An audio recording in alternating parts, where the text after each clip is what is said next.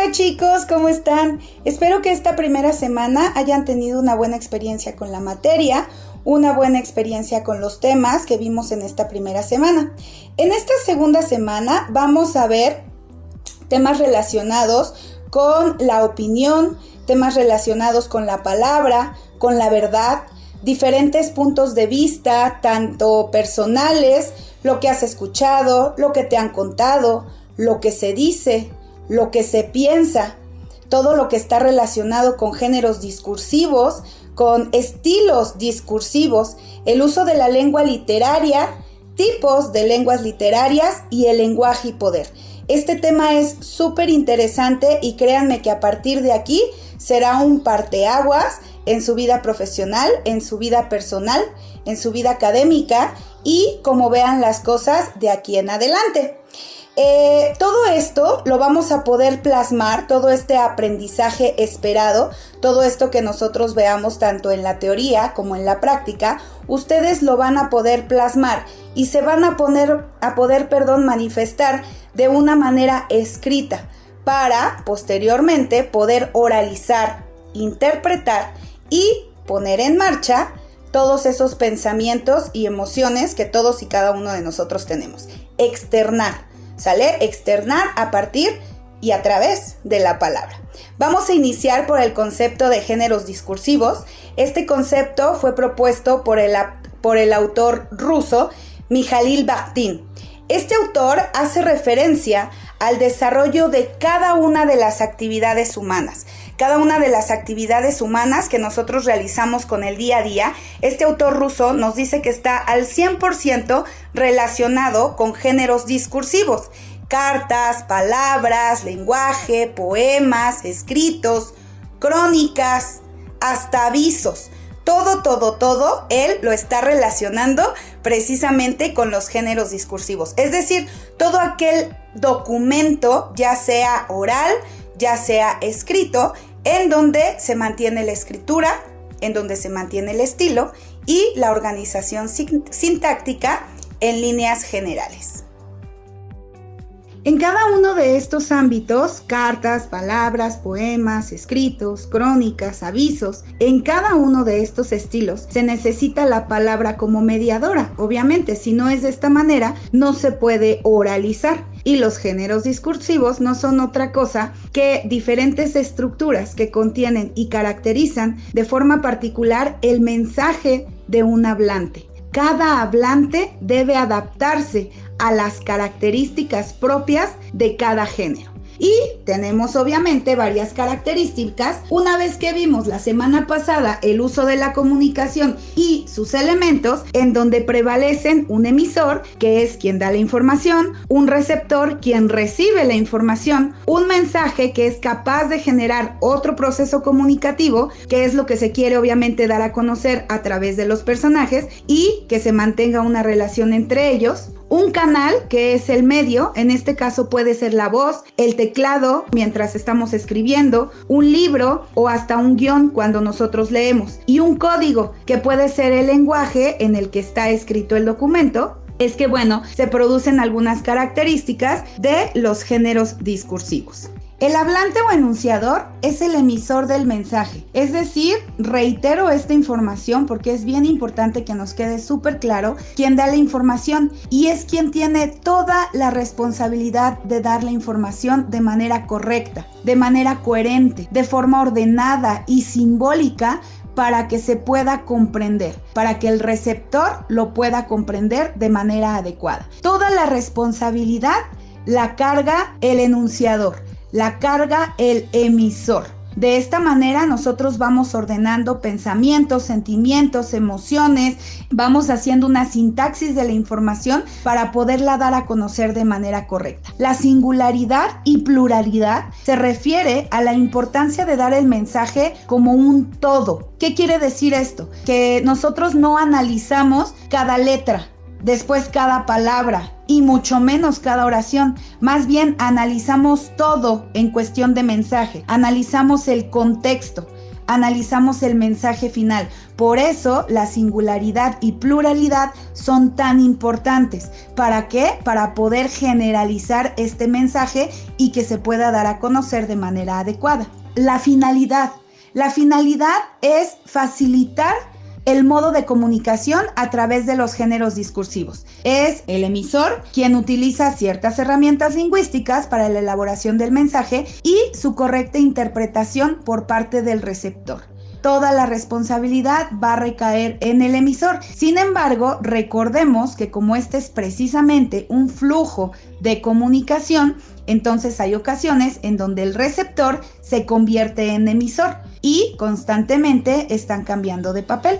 Los géneros discursivos se pueden clasificar de varias formas, pero una de las clasificaciones primordiales que debemos de hacer es la siguiente. Primero, tenemos los géneros discursivos escritos o primarios. En estos, el emisor debe tener en cuenta que el receptor del mensaje no comparte el mismo tiempo que el enunciador. Por lo tanto, es decir, el emisor, se debe adaptar al escrito considerando dicho factor.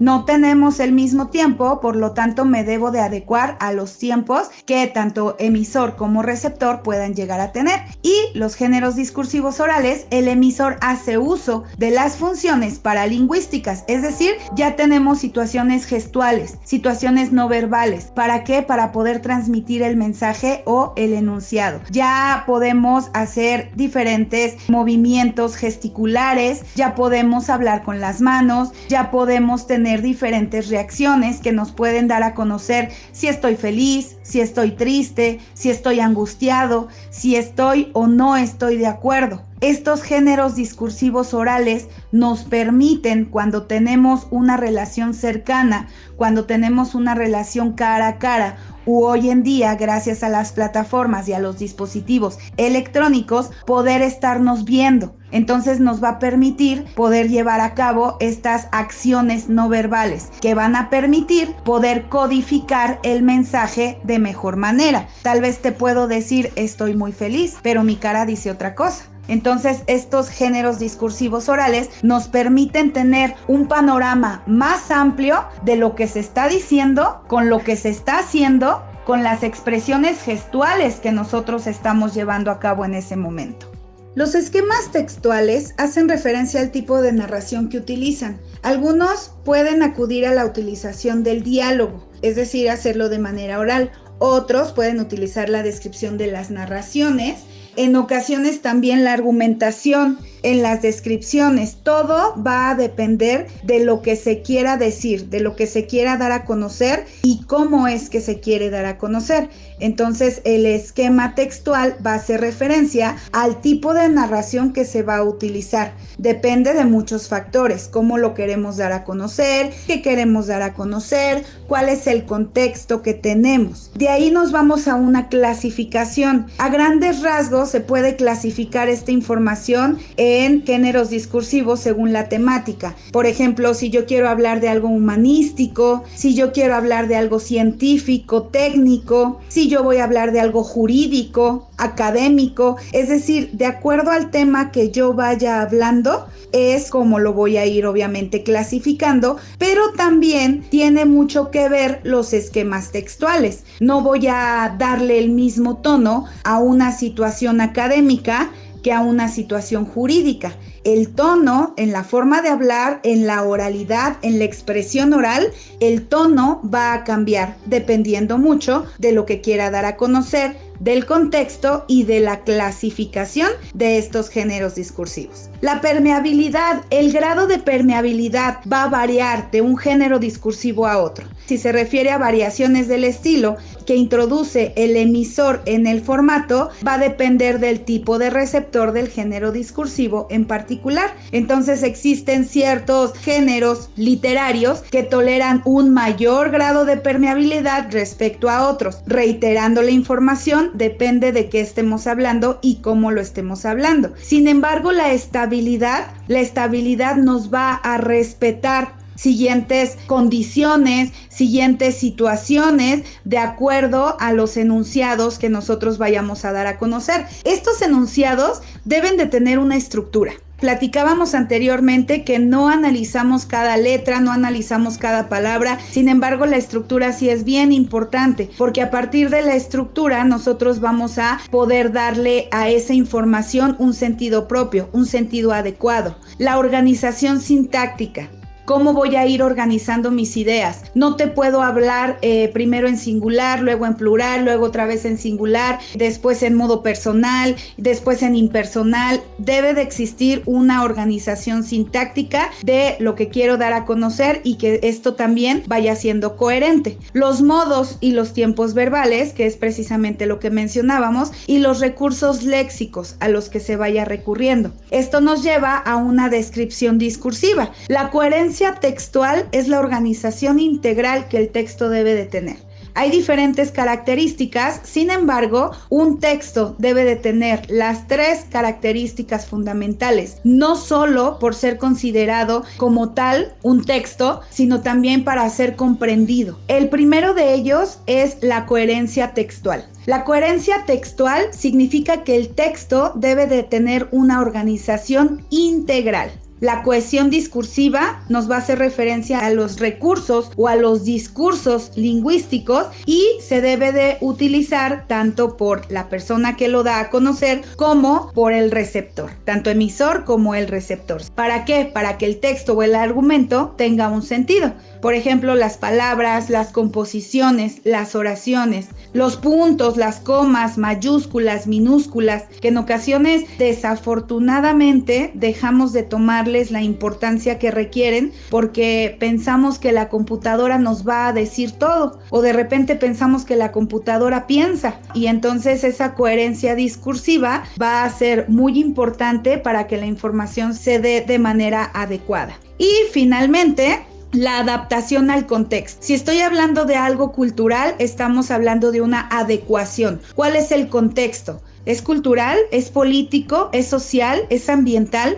No puedo estar brincando de temas constantemente. Me debo de enfocar en un solo tema y no salir de ese tema. ¿Puedo hacer relaciones? Sí. ¿Puedo hacer comparaciones? Sí, pero no me voy a enfocar única y exclusivamente, o más bien estarme brincando de tema, ahorita cultural, ahora social, ahora político, ahora académico, ahora ambiental. No, me debo de enfocar en un solo tema. Tomado de la mano, obviamente, del contenido. El contenido es la flexibilidad que debe de tener, va a depender de cada género en particular, y esta condición también es muy particular respecto a la extensión de cada uno de los contenidos que nosotros vayamos generando, que nosotros vayamos dando. Tenemos aquí unos ejemplos en la imagen, los géneros discursivos y su clasificación. Tenemos géneros discursivos periodísticos, administrativos, comerciales, académicos, jurídicos, literarios, y estos géneros discursivos tienen unos subgéneros. El más claro ejemplo en este caso serían los géneros discursivos académicos. Se dividen en apuntes, ahí estamos hablando tanto de la lengua oral como de la lengua escrita. Tenemos un examen, también puede ser oral, puede ser escrito. Tenemos un manual, en este caso sí nos vamos a enfocar únicamente a lo que el receptor está recibiendo de información, porque estamos leyendo un manual, una tesis, un ensayo. Entonces aquí debemos de tener mucho cuidado. ¿Por qué? Porque tal vez no vamos a tener nuestra principal herramienta, que es la oralidad, sino únicamente voy a ser un emisor, y el receptor tiene la obligación de imaginar, tiene la obligación de comprender, pero el emisor también tiene la obligación de ser claro, de ser coherente, de ser sintáctico. ¿Para qué? Para poder dar a conocer el mensaje de la mejor manera posible. Tenemos otro género discursivos, como son los comerciales. Hablamos de una factura, hablamos de un catálogo. ¿Cuál es la finalidad? Vender. Entonces, bueno, aquí podemos ver algunos ejemplos. Géneros discursivos orales, un sermón, una arenga política, un pregón, una cápsula informativa, una lección educativa. Entonces tenemos una variabilidad de géneros discursivos, podemos clasificarlos, podemos ver en qué parte nos vamos a enfocar, cómo lo queremos dar a conocer, qué tono le voy a dar, qué enfoque le voy a dar. Algo bien importante que quiero mencionar y que me encantaría que lo pudiéramos llevar a la vida cotidiana como un ejemplo, es precisamente no hablamos o no tenemos el mismo tono, el mismo ritmo al hablar cuando platico con mi familia, que cuando platico con mis amigos, que cuando platico con mi pareja, mi novio, mi novia. Es diferente el tono. Si nosotros somos observadores, si nosotros somos un poquito analíticos y aprendemos a escuchar de manera adecuada, nos podemos dar cuenta de esto. No es igual el tono que nosotros llevamos a cabo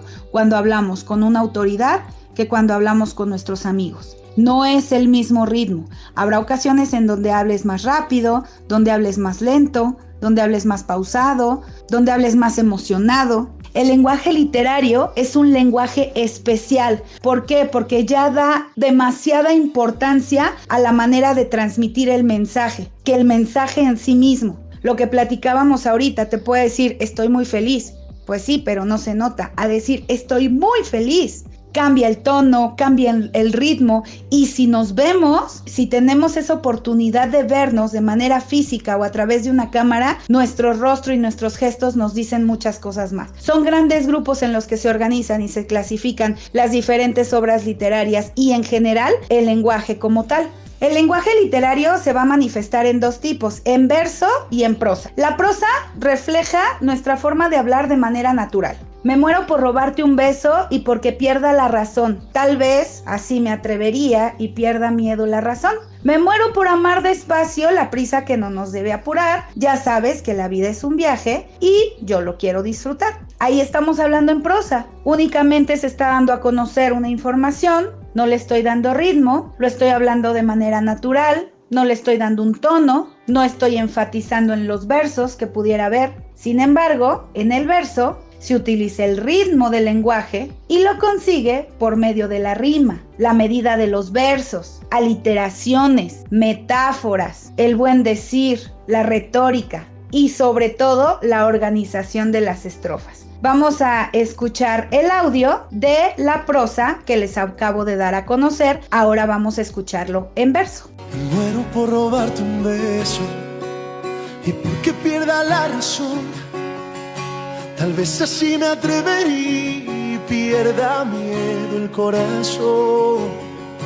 Me muero por amar despacio, la prisa no nos debe apurar. Ya sabes que la vida es un viaje y yo lo quiero disfrutar.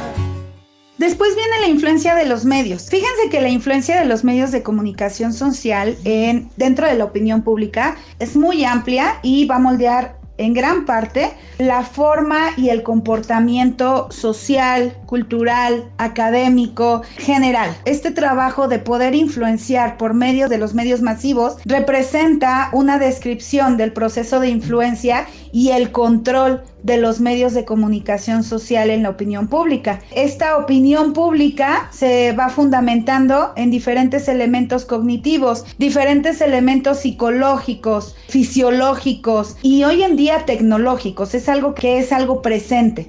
Entonces estos elementos están involucrados en la conformación y en la manipulación, pero sobre todo en el control de la opinión de los medios de comunicación.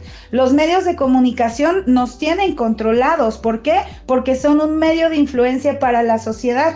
¿De qué depende terminar con esta influencia negativa hasta cierto punto, si lo queremos ver desde el lado oscuro, desde el lado de la izquierda, de la falta de conocimiento? ¿De qué depende la manipulación positiva? Porque también existe a la información adecuada. Entonces, la descripción que se explica de acuerdo a los medios de comunicación, el cómo planifican la información, en cómo se planifica la manipulación mediática, se traduce precisamente a que los individuos podemos ser las consecuencias fundamentales en el devenir de la sociedad actual. Entonces, se pueden ofrecer diferentes discursos, diferentes discusiones acerca de las consecuencias de este proceso de manipulación. Sin embargo, depende mucho de nosotros qué tan informados estemos, qué tanto leemos, qué tanto sabemos acerca de diferentes temas relacionados con la cultura general, política, economía, finanzas, historia del mundo, historia de México, qué tanto conoces del entorno en donde estás. No puedes entrar, por ejemplo, a una empresa sin conocer su historia, sin conocer su misión, su visión, qué hacen, qué pretenden, qué es lo que se está haciendo en ese lugar, que tenga que ver con tus valores, que tenga que ver con el cómo piensas, que tenga que ver al 100% y que empate con la personalidad que tienes. Ser muy cautelosos en lo que decimos, en cómo lo decimos, qué es lo que queremos dar a conocer.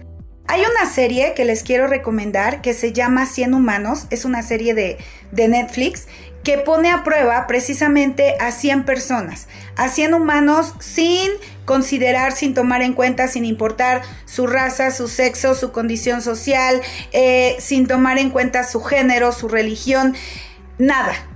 Entonces, por medio de la palabra, por medio de la construcción de oraciones, por medio de la retórica, de repente también por medio de la falta de tacto o por medio del exceso de honestidad, es que nos explica cómo nosotros podemos resaltar las habilidades de una persona, tal vez sin darnos cuenta, o podemos destruir una imagen, una profesión, una persona, una relación. Entonces hay que ser muy cautelosos en lo que decimos, en cómo lo decimos, en cómo nosotros gesticulamos, qué acciones realizamos con la cara, qué movimientos corporales tenemos para poder dar a conocer el mensaje de manera adecuada. No agresivos, no muy pacíficos, depende qué es lo que quieras decir y cómo lo quieras dar a conocer. Te tengo también un libro, el libro de Manuel Castells. Este libro de comunicación y poder construye una exploración apasionante, una exploración rigurosa de las vías del cambio social que están abiertas a una nueva relación entre la comunicación y el poder. Ya no somos los mismos de antes, ya no nos dejamos engañar como lo hacíamos antes, ya somos personas más preparadas.